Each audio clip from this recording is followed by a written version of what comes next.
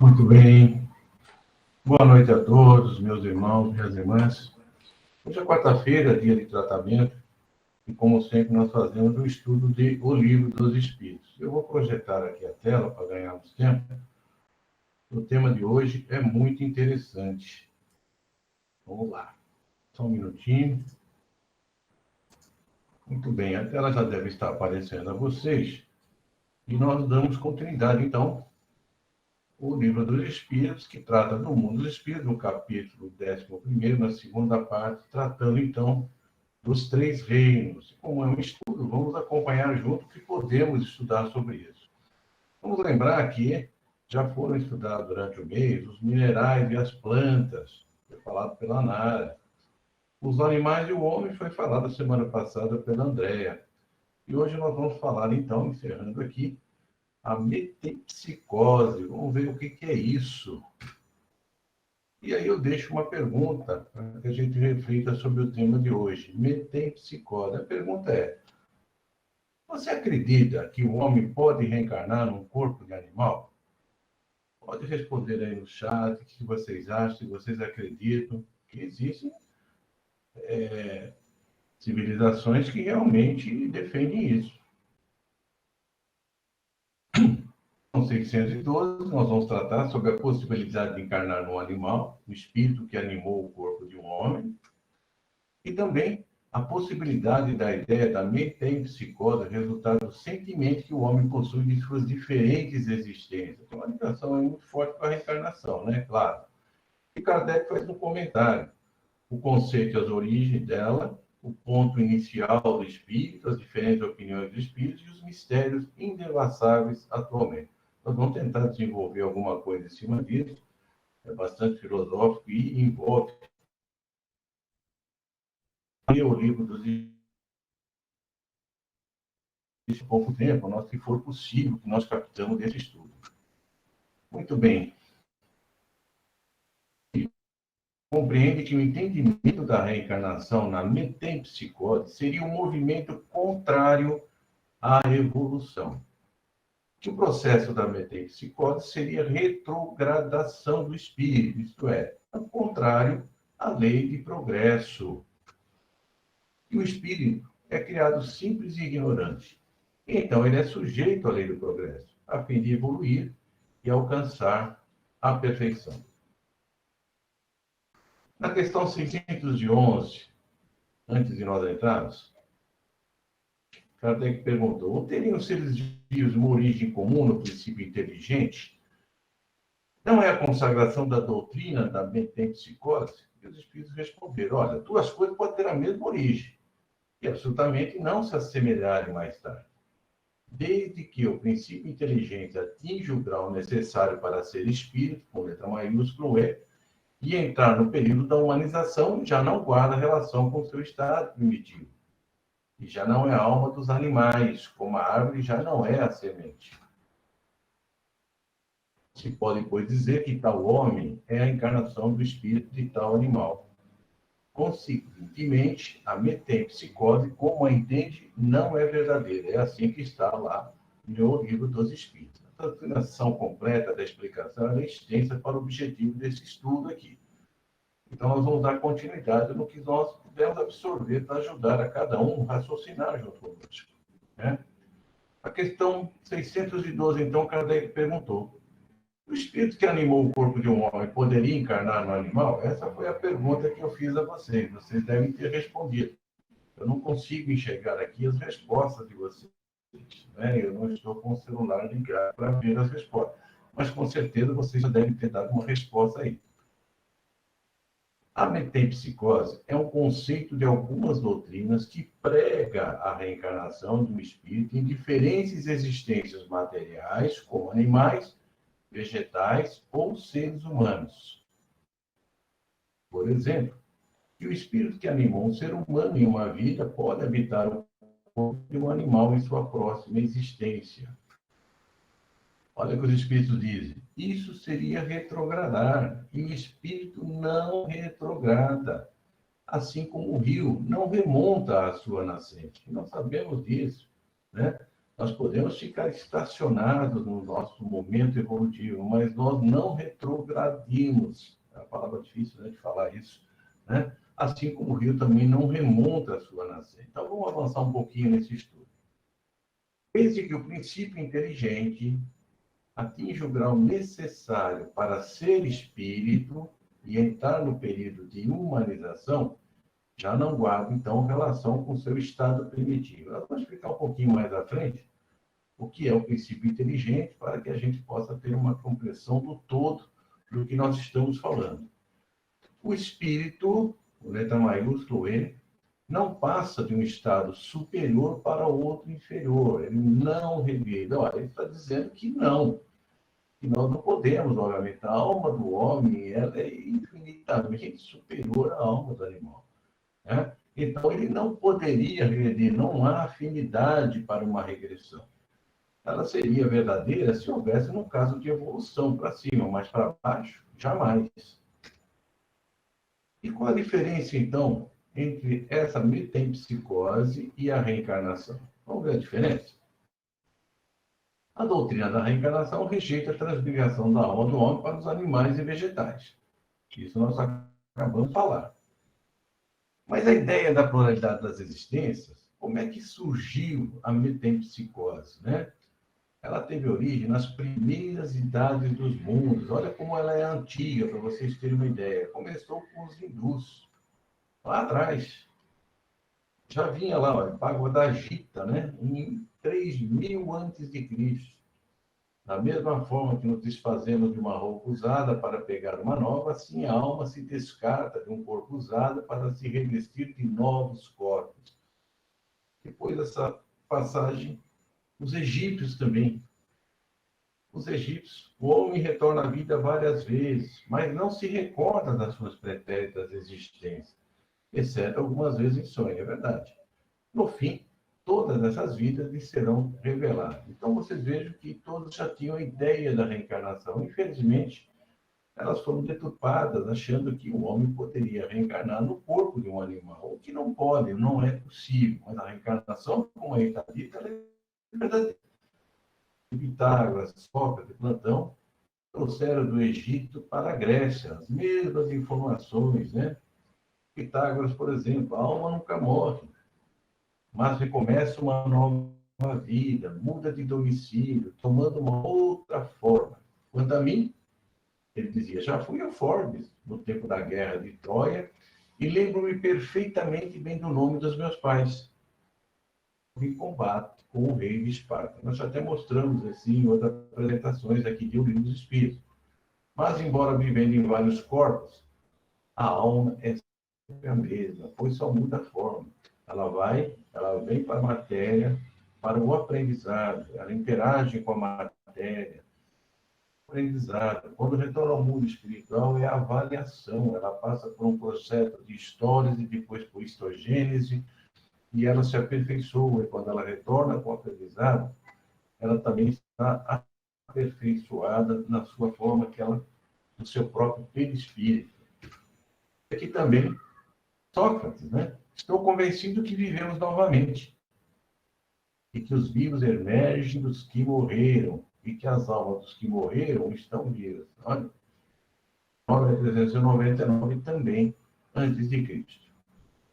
Nós temos também a idade da pluralidade das existências, que estão contidos no Velho Testamento, procurado na Bíblia, em Isaías e Malaquias, mas sobretudo em Jesus, na conversa que teve com Nicodemos. É necessário que nasçais de novo. Vocês devem estar lembrados dessa passagem. É tão clara essa passagem que está dizendo sobre os aspectos da reencarnação. Outra interpretação a isso é simplesmente fechar os olhos para a verdade. Quando ele conversa também sobre João Batista. João Batista é o Elias que havia de vir. Ele dá claramente que havia sido o profeta Elias, um dos maiores profetas e um colaborador direto de Jesus. Então, nós vamos encontrar a ideia da pluralidade das existências em todas as passagens. A doutrina espírita, então, é cheia de exemplos. As obras da André Luiz falam fartamente sobre isso. Mas Kardec, naquela época, ele fez aquelas perguntas no Livro dos Espíritos. E as civilizações antigas e outras, como as hindus ainda, acreditam que o homem pode retornar um animal, principalmente se for um caso de expiação, né? Então, são ainda dogmas que acreditam, mas que a doutrina espírita esclarece claramente que isso realmente não é possível. O ponto inicial do espírito. Então, vamos ver um pouquinho disso para ver se a gente consegue compreender a parte inicial e entendemos bem como que a coisa cresce, né? Comecemos, então, pelos elementos gerais do universo. O que tem nos elementos gerais do universo? Três coisas: Deus, Espírito e matéria. Olha, Deus, Espírito e matéria formam a trindade universal. Constitui o princípio de tudo que existe. Deus, Espírito e matéria. Princípio de tudo que existe. E é preenchido todo com o fluido universal. Esse fluido universal é que origina tudo. É a matéria elementar ou primitiva que dá origem a infinitas variedades de coisas. Infinitas variedades de coisas. Até mesmo, retiramos o nosso perispírito, obviamente, em cada globo, do fluido universal. Possui propriedades especiais. Ela produz inumeráveis combinações, das mais grosseiras às mais sutis. O fluido elétrico, por exemplo, e o fluido magnético são algumas das suas inumeráveis modificações. E as diversas propriedades da matéria originam-se das modificações que as moléculas elementares sofrem por efeito da sua união. No planeta Terra, por exemplo, nós temos a tabela periódica, né? A base praticamente na Terra é o carbono. Então, os seres daqui, obviamente, se formaram utilizando-se de moléculas de carbono, e daí houve uma derivação, por isso que nós temos a tabela periódica, que vai até um certo elemento. Aquele elemento final, ela, obviamente, passa por um processo de destruição, é o que nós chamamos da fusão atômica. E o espírito, então? O espírito, o que é? Está aí, ó. É o princípio inteligente que nós vimos falando, o princípio inteligente do universo. A natureza íntima, Kardec perguntou e os espíritos responderam: olha, não é fácil analisar com a vossa linguagem. Eu também não consigo analisar a natureza íntima do espírito. Os espíritos disseram isso mesmo. E inteligência e espírito é a mesma coisa? Não. Os espíritos disseram que não, que o espírito não é sinônimo de inteligência. Então, o que é inteligência, afinal? Se não é sinônimo de inteligência, o que vem a ser, então, o espírito? Eles disseram que a inteligência é um atributo do espírito. Olha, ele deve ter vários atributos, né, pelo jeito. Esse é um dos atributos do espírito. Ele tem realmente vários outros atributos. O espírito é a essência, é a nossa essência, é a centelha divina, a criação de Deus para nós, né? Então, a inteligência é um atributo do espírito que ele vai adquirindo ao longo do tempo, com as suas experiências, as várias e várias e várias e várias existências de crescimento, e vai crescendo tanto intelectualmente como moralmente. Normalmente cresce mais intelectualmente do que moralmente, mas ele, obviamente, se altera nessas experiências na carne, ou em outros mundos, se for o caso, e com isso ele vai crescendo a cada reencarnação. Mas disseram os espíritos, mas para vós são a mesma coisa. Para os espíritos não são, eles obviamente têm um entendimento diferente, mas para nós, o espírito inteligente seria praticamente a mesma coisa pelo nosso entendimento aqui, né?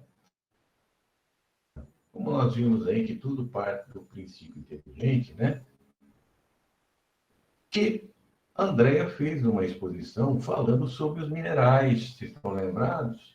Eles são formados de matéria inerte. Eu vou passar rapidamente, porque a Andréa fez uma exposição muito boa, muito bem colocada, bem explicativa, né? Eu acho que nós compreendemos o que ela colocou. São formados de matéria inerte e tem força mecânica. E as plantas? Olha só como há a evolução. De matéria inerte, mas já tem uma diferença dos minerais. Elas têm vida orgânica e são dotadas de vitalidade. Impressões físicas, mas não têm percepções. O que são essas percepções de impressões físicas? Um galho da árvore, por exemplo, é como se cortasse um braço, ela não sente dor, não sente nada. Mas ela sente a impressão de que falta algo, que algo lhe foi tirado. Mas ela não sente dor. Então é verdade que depois começa já a nascer um broto para recompor aquela parte que ela sentiu que perdeu, né? É uma impressão que ela tem. Então, puramente mecânico. E os animais? Olha como a evolução, ela vem vindo, mineral, vegetal, animal, ok? O que os animais possuem? André falou sobre isso. Instintiva e limitada. É fundamental essa diferença. Consciência de sua existência e individualidade. Olha, ele já tem consciência da sua individualidade. Meios de comunicação instrutivos e circunscritos. Ou também que eles se comunicavam entre si, que tem uma linguagem própria com eles, que eles se entendem dentro da sua raça, da sua classificação animal, meios de se prevenirem e exprimirem suas sensações. Tem liberdade de ação ilimitada. Vocês querem ver uma coisa interessante? Como essa liberdade de ação limitada funciona? Olha só. Veja que coisa extraordinária. Veja o interesse que o Zé tem nos assuntos que ele pega no celular. Olha só, hein? Já manuseia o celular.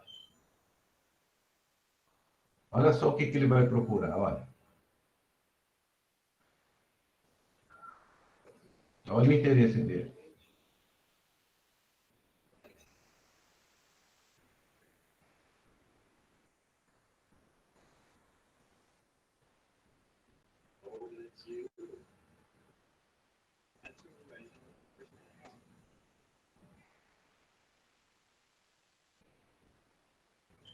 Olha como o danadinho já tem habilidade e no que ele busca as coisas que lhe interessam. Olha a inteligência dele, é limitada, mas o danado já sabe.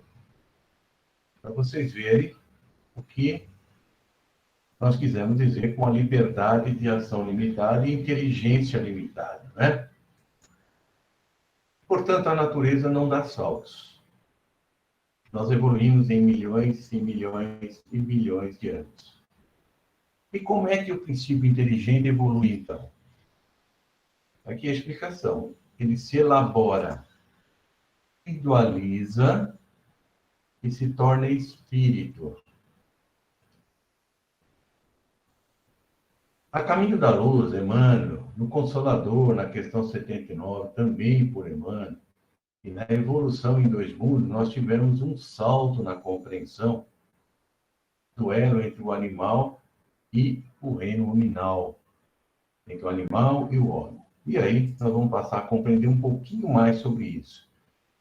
A inteligência do homem e dos animais emanam de um único princípio, do elemento inteligente universal, que nós já falamos lá atrás. Porém, a do homem passou por uma elaboração. E aí vem André Luiz, em Evolução em Dois Mundos, que o homem passa por uma elaboração no mundo espiritual. E aqui, ele obviamente passa de espírito com letra minúscula para espírito com letra maiúscula, mas isso é feito no mundo espiritual. A elaboração, o que vem a ser, então? É a transição, então, do reino animal para o hominal. E isso ocorre lá no mundo espiritual. Aí nós temos um resumo da teoria, então, da evolução no espiritismo. Tem esse gráfico: espírito com E minúsculo e espírito com E maiúsculo, né? orgânicos no reino mineral, como nós falamos, atração, matéria inerte. Os seres orgânicos no reino vegetal é a sensibilidade, a matéria inerte e vitalidade. No animal, o instinto, vitalidade, inteligência instintiva e individualidade. E no reino nominal, é a razão. Idem ao que tem já do reino animal, mais inteligência ilimitada, livre-arbítrio, consciência do futuro, percepção das coisas extramateriais e conhecimento de Deus, que está aqui no outro slide. Aparecimento do pensamento contínuo, e com ele a responsabilidade moral, o livre-arbítrio, a escolha entre o bem e o mal, que vai determinar, então, o seu progresso. Progredir rapidamente, desde que siga, obviamente, a caminho do bem, casar o seu progresso, trilhando caminhos do mal. Deus não tem pressa, Ele nos aguarda como e como nós quisermos, para tomarmos posse do reino que Ele preparou para cada um de nós, que são os infinitos, esse universo, sermos os auxiliares diretos como os espíritos puros. Chegaremos lá um dia, mas é cada qual. Alguns chegarão antes, outros chegarão depois, mas todos chegarão no mesmo destino. É a lei do progresso. Também a percepção das coisas extramateriais, melhor dizendo. O conhecimento de Deus, obviamente, né? Limitação, porque nós ainda não conseguimos saber o que é Deus, né? Falta-nos um sentido, dizem os espíritos, para que nós possamos compreender o que vem a ser Deus, né? Nós temos um gráfico que pode ajudar a gente a entender um pouquinho, né? Aqui de um lado a animalidade e do outro a angelitude. Conforme a animalidade vai diminuindo, a angelitude vai crescendo, através de sucessivas encarnações, que é a progressão infinita e nunca retroativa. Aquilo que nós falamos, o espírito pode ficar estacionado numa encarnação, não ter avançado, mas ele não retroage naquilo que ele já conquistou. Ele fica parado. E ele, infinitamente, ele vai progredindo. Uns mais rápidos, outros mais curtos. A realidade é a influência da lei de causa e efeito, ignorância, irresponsabilidade e empirismo. Está aqui. 0 e vai até o 10, né? Espiritualidade. Entra a influência da lei do amor, conhecimento, responsabilidade e sabedoria. Vocês veem que os gráficos se unem, né? Conforme um diminui, o outro aumenta. Enquanto o outro aumenta, o outro diminui, consequentemente. Costuma não, essa obra aí, o problema do ser, do destino e da dor, ele diz o seguinte, ó. A alma dorme na pedra, sonha no vegetal, agita-se no animal e acorda no homem. Vamos falar um pouquinho do conhecimento do princípio das coisas. Então, que tudo seja revelado. O véu se levanta à medida que o homem se depura. Aos poucos, Deus vai permitindo que nós compreendamos os mistérios ainda divinos, né? Conforme nós vamos nos depurando. São necessárias faculdades que ainda não possuem. Isso é dito pelos Espíritos. É um instrumento de Deus para o adiantamento da humanidade. Deus estabeleceu limites para isso. Da criação, antes de nós entrarmos na conclusão, eu gostaria de falar para vocês uma historinha que é contada no livro Evolução, do Átomo ao Arcanjo, da Zoé Paim, 2, que trata da dinâmica da evolução. Esse capítulo que Deus é o princípio e o fim da evolução. Agora, quando ela se refere a princípio, ela não está dizendo aqui o princípio na palavra de algum princípio. Nós sabemos que Deus é atemporal. Princípio como origem.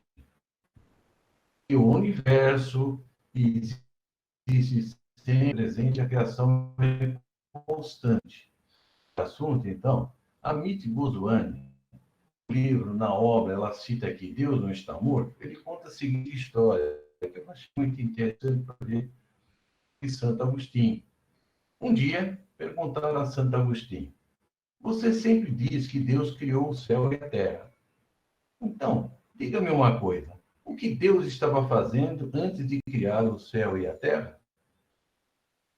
Sem saber o que dizer durante alguns segundos, mas logo recuperou-se e respondeu: ele estava criando o inferno para aqueles que fazem essas perguntas.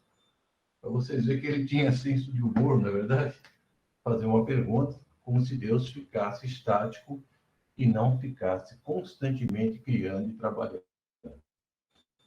Como conclusão, dissertações mediúnicas sobre importantes questões que preocupam a humanidade pela humanidade de Chico. A compreensão da obra de Deus. É certo que o espírito jamais retrograda, constituindo uma infantilidade às teorias da metempsicose dos egípcios na antiguidade. Os hindus. Ele continua. Se é impossível o regresso da alma humana ao ciclo da irracionalidade, receber como obrigação sagrada para os animais na escala progressiva de suas posições variadas no planeta. Estendei até eles a vossa concepção de solidariedade e o vosso coração compreenderá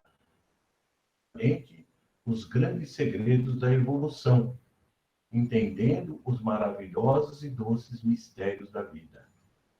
Tudo na natureza se encadeia por elos que o homem, no seu estado atual, nunca chegará a compreender. É o que eles disseram, que nos falta ainda alguns atributos para compreender. Somente quando a sua inteligência estiver no grau máximo de desenvolvimento, já então a obra de Deus. Meus irmãos, que Jesus nos abençoe e agradeço a atenção de todos. Espero ter tornado a metempsicose, mostrando que é impossível que a alma humana reencarne, então, num corpo de animal.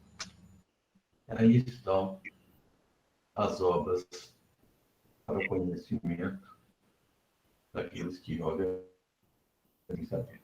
Boa noite a todos e tenham um bom tratamento.